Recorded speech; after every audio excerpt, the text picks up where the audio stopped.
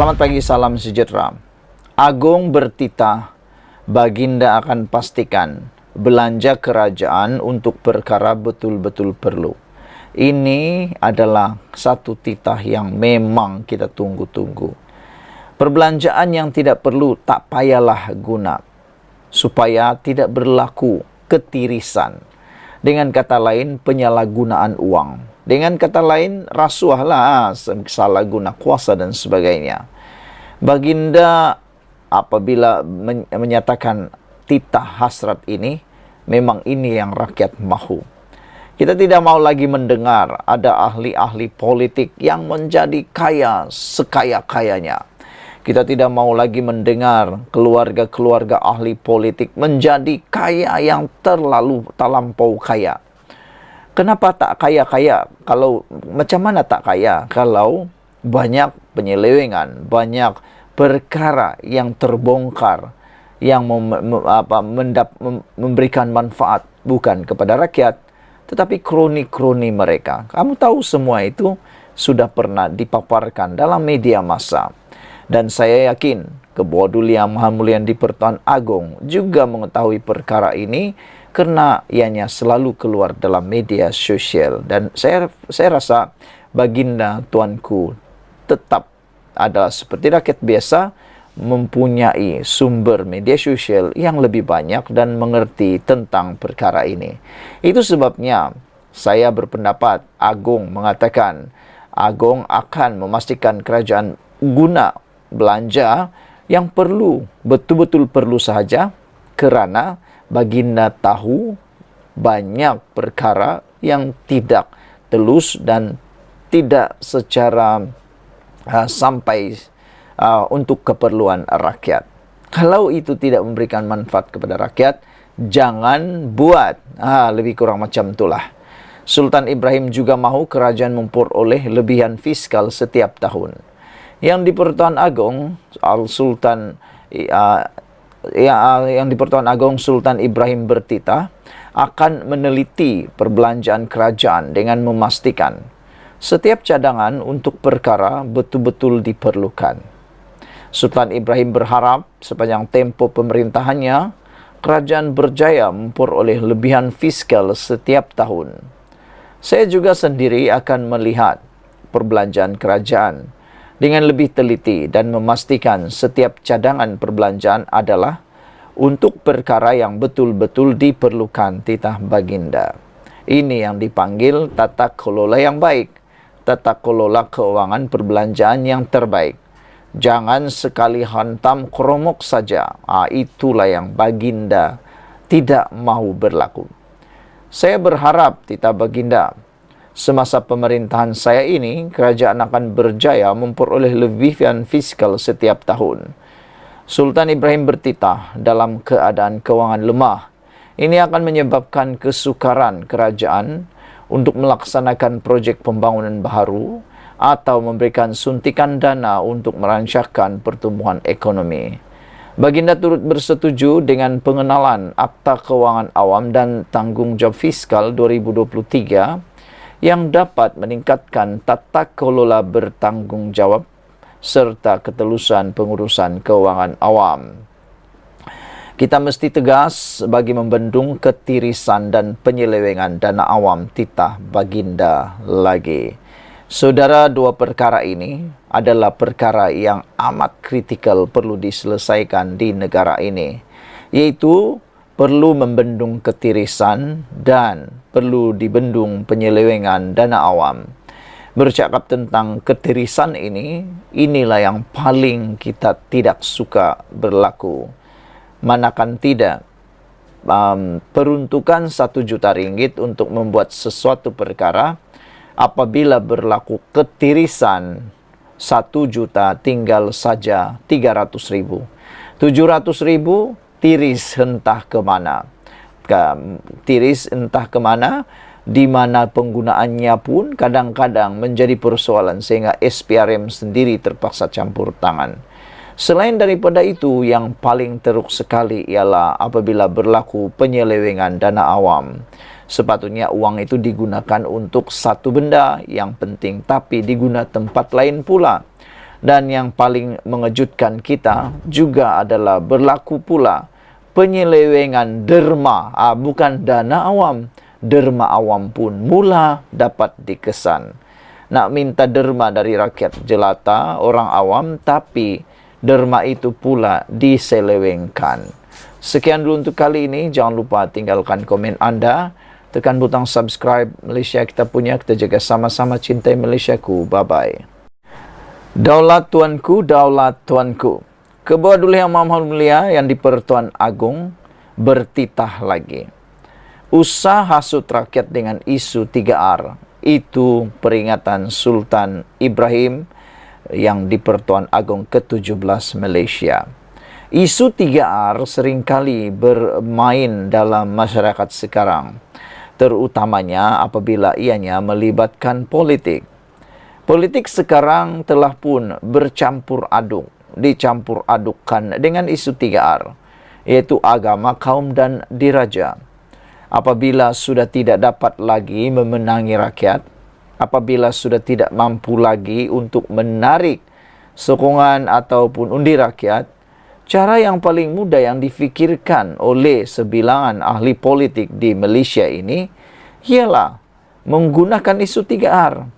Tidak pedulilah apa bangsanya, apa negara bahasanya, apa agamanya, mereka akan menggunakan isu-isu 3R ini. Karena pada pendapat mereka, isu inilah yang paling mudah menarik perhatian para pengundi dan para pengikut mereka. Namun demikian, tidakkah mereka sedar bahawa penggunaan isu 3R ini sebenarnya memang mampu menarik perhatian, tetapi ianya merupakan bom jengka. Bom jengka yang boleh meletup pada bila-bila masa dan bukan membawa keuntungan, tetapi mudarat yang amat besar di negara ini, khususnya dalam perpaduan. Kalau ia meletup, negara ini juga akan mengalami mudarat yang sangat-sangat tak boleh kita bayangkan. Jadi, tepatlah seperti titah Kebuah Duli Yang Maha Mulia di-Pertuan Agong, supaya tindakan hasut rakyat dengan isu 3R ini perlu dihentikan serta-merta. Ianya tidak membawa apa-apa makna. Ianya hanya membuahkan kerugian dan mudarat besar. Itulah yang diingatkan oleh Kebuah Duli Yang Maha Mulia di-Pertuan Agong, supaya rakyat tidak memainkan isu 3R. Tapi yang paling penting bukan saja rakyat yang memainkan 3R, tetapi ahli-ahli politik inilah yang perlu berhenti. Karena apabila mereka sering kali menggunakan isu 3R ini dalam politik, dicampur adukkan dalam politik, maka rakyat juga yang merupakan penyokong dan pengikut mereka secara tidak langsung akan terikut-ikut gaya kepimpinan mereka. Berkata pepatah, mereka akan ikut apa yang dilakukan oleh guru mereka. Saya juga menyeru titah baginda semua lapisan masyarakat supaya memperkukuh perpaduan negara dan tidak menghasut rakyat dengan memainkan isu 3R. Kita semua sedia maklum bahawa Perlembagaan Persekutuan adalah undang-undang utama negara yang mesti dihormati titah baginda. Ia adalah hasil daripada persetujuan Raja-Raja Melayu untuk membentuk persekutuan dan memberikan punca kuasa kepada Parlimen untuk menggubal undang-undang titah baginda. Baginda bertitah ketika merasmikan istiadat pembukaan mesyuarat pertama penggal ketiga Parlimen ke-15 hari ini. Dalam masa sama, Seri Paduka turut mengingatkan bahawa Perlembagaan Persekutuan telah mengiktiraf Islam sebagai agama bagi persekutuan dan akan terus kekal dipelihara. Namun demikian, agama-agama lain masih dibenarkan diamalkan dengan aman tetapi tidak boleh disebarkan kepada orang Islam.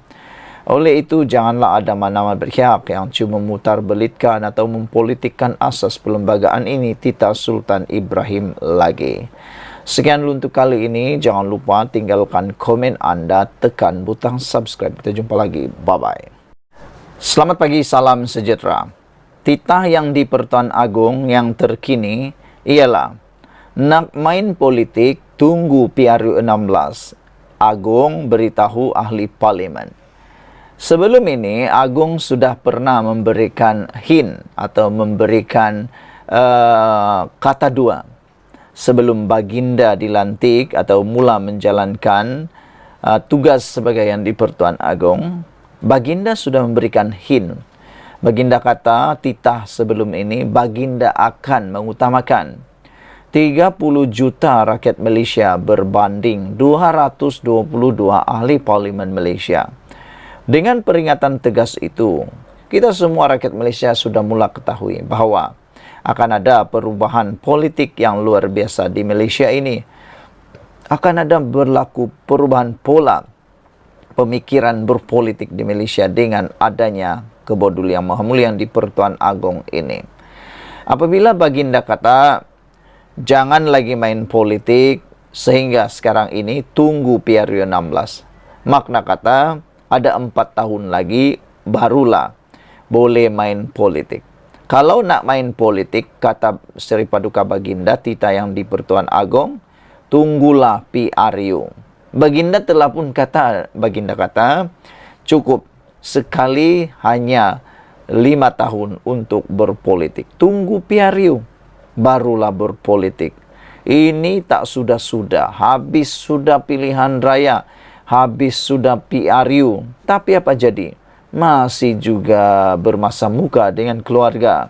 Masih juga bermasam muka dengan saudara mara. Kenapa perbezaan politik? Jadi itu yang ditegah, itu yang dilarang berlaku oleh Kebodul Yang Maha Mulia Yang di-Pertuan Agong. Jadi kita patut sokong. Apa pendapat kamu? Perlukah kita menyokong perkara ini atau tidak? Dan pastinya saya kata kita perlu menyokong perkara ini. Nak main politik, tunggu PRU 16. Agong beritahu ahli parlimen, inilah suara hati rakyat sebenarnya. Suara hati rakyat yang sudah lama terbuku. Akhirnya Agong sendiri yang luahkan mewakili 33 juta rakyat Malaysia. Kita mahu semua ahli parlimen stop berpolitik. Mulalah kerja sebagai pembangkang. Mulalah menjadi pembangkang yang berwibawa. Bukan asik-asik nak meratib, nak jatuhkan kerajaan saja. Begitu juga dengan kerajaan sekarang. Semua menteri bekerja keraslah untuk negara ini. Kerana sesuai dengan jawatan yang telah anda diberikan, tanggungjawab itu buatlah secara beramanah.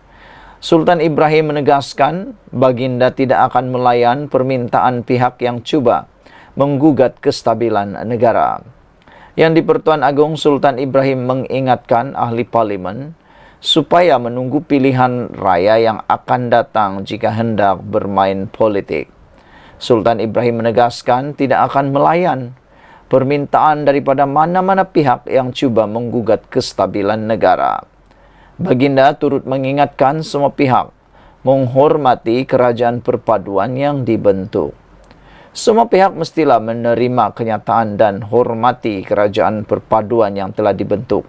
Kalau nak main politik, tunggu pilihan raya akan datang, titah Baginda. Baginda juga menyeru pihak kerajaan dan pembangkang bekerja sama serta berganding bahu membangunkan negara. Baginda akan memastikan kedaulatan dan kemakmuran negara dan kesejahteraan rakyat sentiasa terpelihara. Di mata saya, kejayaan atau kegagalan negara ini bukan terletak di bawah Perdana Menteri saja. Tapi semua 222 ahli parlimen telah diamanah oleh rakyat sebagai wakil mereka dalam kerajaan. Semua pihak sedia maklum, keutamaan saya adalah keadaan hidup lebih 33 juta rakyat di luar sana. Oleh itu, saya harap semua ahli yang berhormat akan tumpukan usaha membela nasib rakyat. Nasib hidup mereka bukannya untuk kepentingan parti politik atau diri sendiri, titah Baginda lagi. Daulat Tuanku, inilah suara hati rakyat yang sesungguhnya. Sekian dulu untuk kali ini. Jangan lupa tinggalkan komen anda, tekan butang subscribe. Bye-bye.